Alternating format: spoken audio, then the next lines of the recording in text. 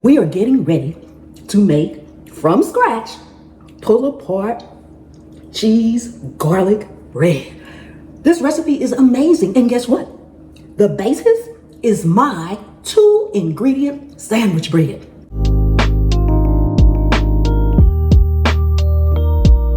I know a lot of you all have made that sandwich bread. 2 ingredients, I promise you. 2 ingredients. But the key here, we're cooking this in the air fryer. Come with me, I'll show you what to do. 2 ingredients, all-purpose flour and whole milk plain yogurt. Not Greek yogurt, not vanilla yogurt, just plain yogurt, okay? Now, we're going to put flour in our dish right here, and I will have the complete recipe with measurements and everything on my website, pamspreps.com, all right? We're gonna put our yogurt in here, and it's going to make a real soft, sticky-like dough, okay? Go ahead and get that combined. If it's not the right consistency, you can add more flour, you can add more yogurt. Just keep mixing it. It will turn into a sticky dough, all right? This is what it should be looking like. Now I want it to be nice and sticky. And when I said 2 ingredients, I meant for the actual rolls. Obviously, if it's a cheese garlic bread, you're gonna need your garlic and your cheese, okay? I did say 2 ingredients. I meant that for specifically the roll part, all right? Let's go ahead and combine that.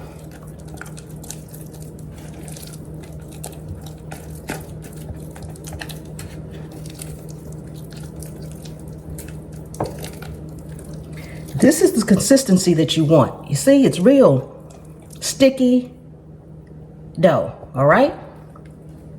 Okay, you will need a paper lining, or you will need parchment paper for your air fryer. You cannot put the dough down in your air fryer. Please don't put the dough down in your air fryer, okay? Because it is sticky, you really can't form it into a ball or anything, so we have to stack it, all right? And that's what we're going to do now. When you stack it, you want them to touch, but you need to leave a hole in the center for the air to circulate in your air fryer, all right? No rhyme, no reason.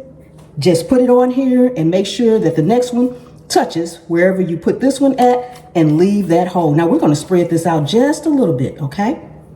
And I'm sitting a chunk of mozzarella cheese.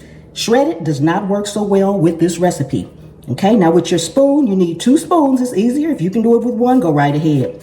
Pull some of that dough up along the sides. Now we're going to top it with some more of our dough, just like that. Closing it up as much as possible. It's okay if some of the cheese oozes out. That's just that rustic goodness, okay? But close it up as much as you can. Okay? All right, so that's one. We'll do another one, then I'll finish them up. Okay, put it to the side. Make sure that when you spread it, it doesn't need to touch a lot, but for it to be pull apart, it's going to have to touch some, okay? Besides that, touching will help it rise. It'll help the next one next to it rise. Put that chunk of cheese in there. And I am using mozzarella cheese, but you can use cheddar or whatever other cheese you like. Mozzarella is just a really good melty cheese, okay? But if you have another favorite cheese that you know is going to melt just as well, feel free to use that, okay? So I am going to finish these up, and then we will head over to the air fryer.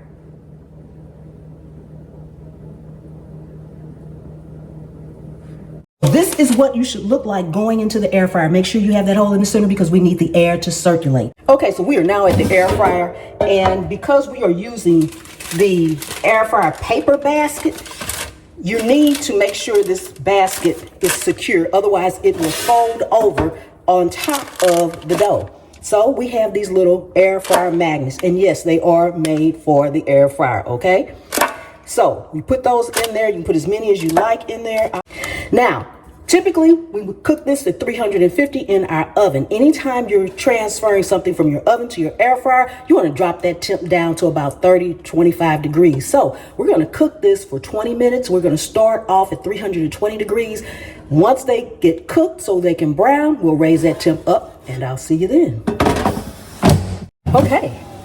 Ooh, look at that, look at that. Don't they look amazing? You can even see where some of the cheese oozed out. Oh my goodness. Now I have here a little butter with a little olive oil and parsley.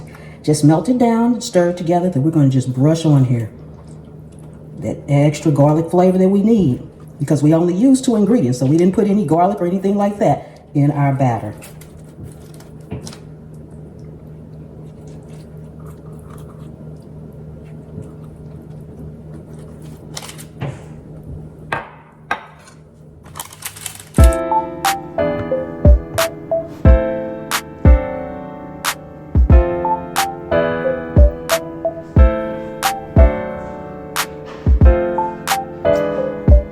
If you are new to the channel, welcome, welcome, welcome. Thank you so much for coming and hanging out with me today here in my kitchen. I really do appreciate each and every one of you all. If you are not subscribed, take a second and subscribe to the channel. Returning subscribers, thank you so much for coming and hanging out with me once again. And channel members, thank you. Oh my goodness, we have to do our taste test.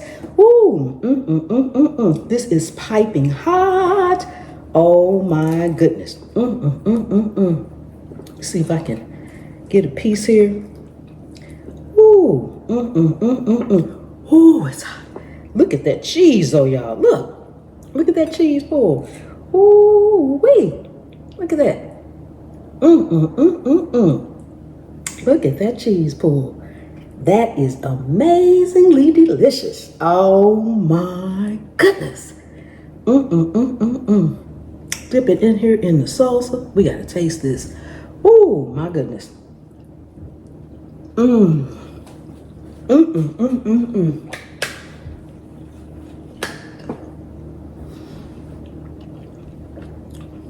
The mozzarella is nice and melting.